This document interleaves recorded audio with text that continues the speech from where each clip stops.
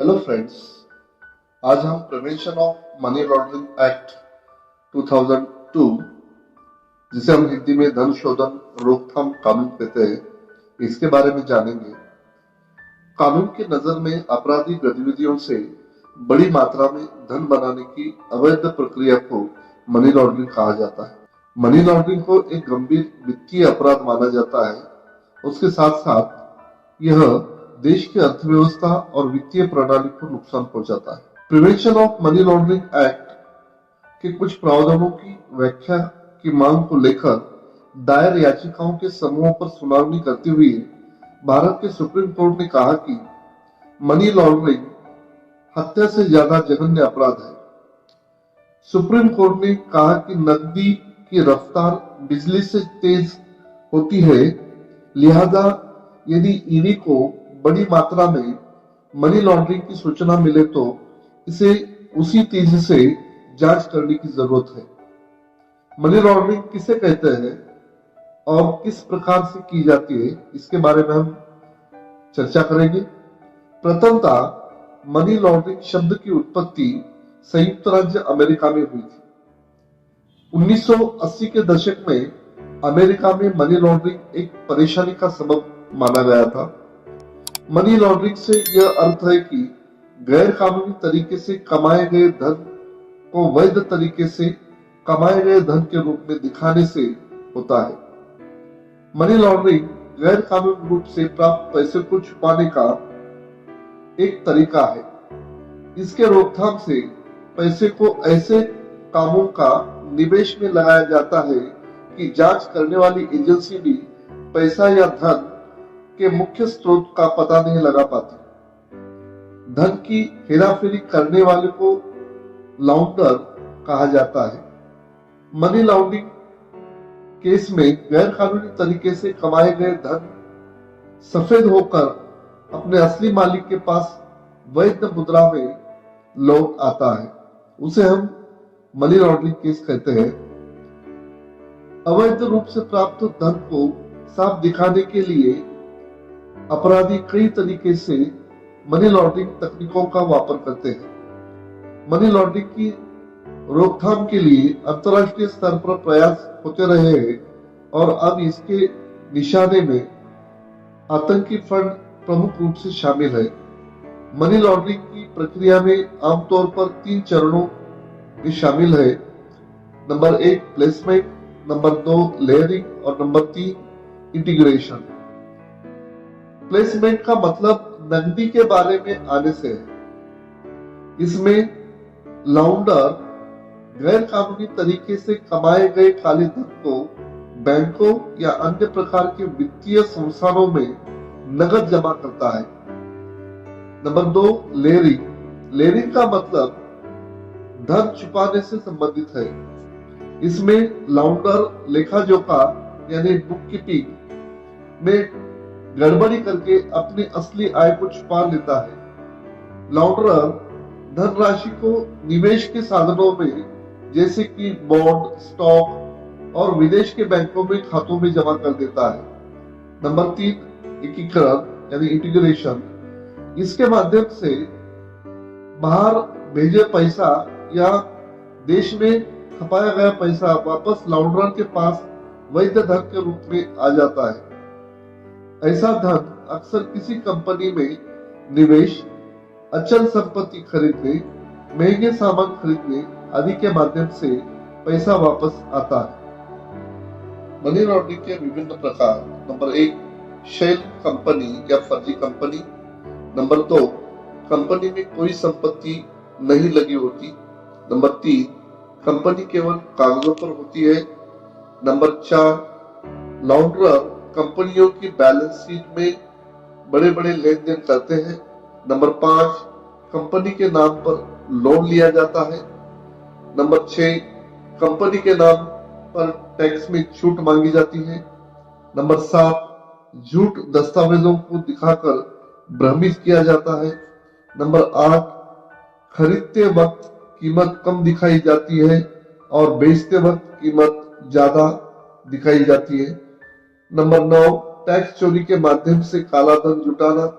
Number 10 लाउंडर अपना पैसा ऐसे देशों के बैंक में जमा कर देते हैं जहां उसके खाते की जांच का अधिकार किसी अन्य देश की सरकार को नहीं होता। उदाहरण के तौर पर स्विट्जरलैंड। नंबर 11, जैसे कि ड्रग्स की तस्करी या आतंकी गतिविधियों से मिला पैसा। इसमें ऊपर से ऐसा लगता है कि धन अवैध स्रोत से आया हुआ है।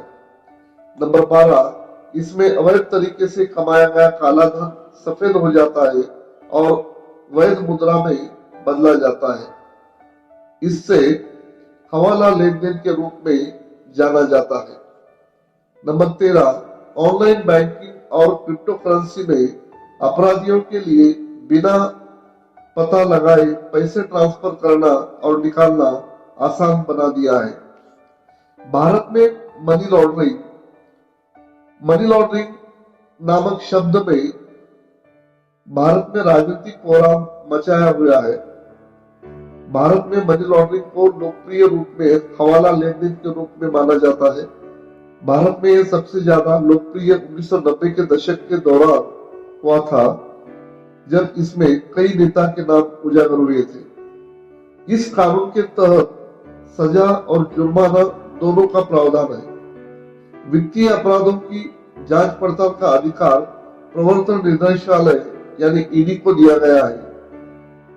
ऐसे अपराधों के ट्रायल के लिए विशेष अदालतों का गठन किया गया है। गिरफ्तारी की शक्ति पीएमएलए कानून के तहत गिरफ्तारी की शक्ति सिर्फ ईडी के निदेशक, उपनिदेशक, सहायक निदेशक और ऐसे किसी अधिकारी के पास है जिसे केंद्र सरकार ने सामान्य या विशेष आदेश के जरिए अधिकृत किया है। साथ ही अधिकारी को गिरफ्तारी से पहले तथ्यों और दस्तावेज की प्रथम दृष्टया जांच कर लिखित में कारण बताना अनिवार्य है। भारत में मनी लॉन्ड्रिंग कानून 2002 में अधिनियमित किया गया था, लेकिन इसमें 3 बार संशोधन किए गए हैं। 2005 में, 2009 और 2012 में इसका संशोधन किया गया। 2012 के आखिरी संशोधन में जनवरी 3, 2013 को राष्ट्रपति की अनुमति मिली थी और यह कानून 15 फरवरी से लागू किया गया था। पीएमएलए संशोधन अधिनियम 2012 में अपराधों की सूची में धन को छुपाना, नंबर 2 अधिग्रहण, नंबर 3 कब्जा या पोजीशन और नंबर 4 धन का क्रिमिनल कामों में उपयोग यानी कि use of proceeds of crime आदि को शामिल किया गया। पीएमएलए के मूल उद्देश्य क्या है? नंबर 1 मनी लॉन्ड्रिंग को रोकना, नंबर 2 धन को अवैध गतिविधियों और आर्थिक अपराधों से लगाने से रोकना, नंबर 3 मनी लॉन्ड्रिंग से प्राप्त या इसमें शामिल संपत्ति की जब्ती के लिए प्रदान करना, नंबर 4 मनी लॉन्ड्रिंग के कार्य से संबंधित या प्रासंगिक किन्हीं अन्य मामलों के लिए प्रदान करना। पीएलएमए के तहत अपराध क्या है? इस अपराध की सूची में भाग ए और भाग सी के तहत उल्लेखित अपराध इसके प्रावधान को आकर्षित करेंगे। भाग ए में अधिनियमों के तहत अपराध शामिल है, अर्थात भारतीय दंड संहिता, भ्रष्टाचार निवारण अधिनियम, सोपाक औषधि और मन प्रभावित पदार्थ अधिनियम, पुरावा शेष और कला निधि नियम अधिनियम, ट्रेडमार्क अधिनियम, वन्य जीव संरक्षण अधिनियम, कॉपीराइट अधिनियम और सूचना प्रौद्योगिकी अधिनियम। भाग बी में ऐसे अपराध शामिल है जिसका उल्लेख भाग ए में किया गया है, लेकिन वे 1 करोड़ रुपए या उससे अधिक मूल्य के हैं। भाग सी में सीमा पार अपराध शामिल है। पीएमएलए के तहत जुर्माना, मनी लॉन्ड्रिंग के दोषी पाए जाने वाले व्यक्तियों के खिलाफ विभिन्न कार्रवाई शुरू की जा सकती है, जैसे संपत्ति और रिकॉर्ड को फ्रीज करना या जब्त करना और या अपराध से प्राप्त संपत्ति को कुर्क करना।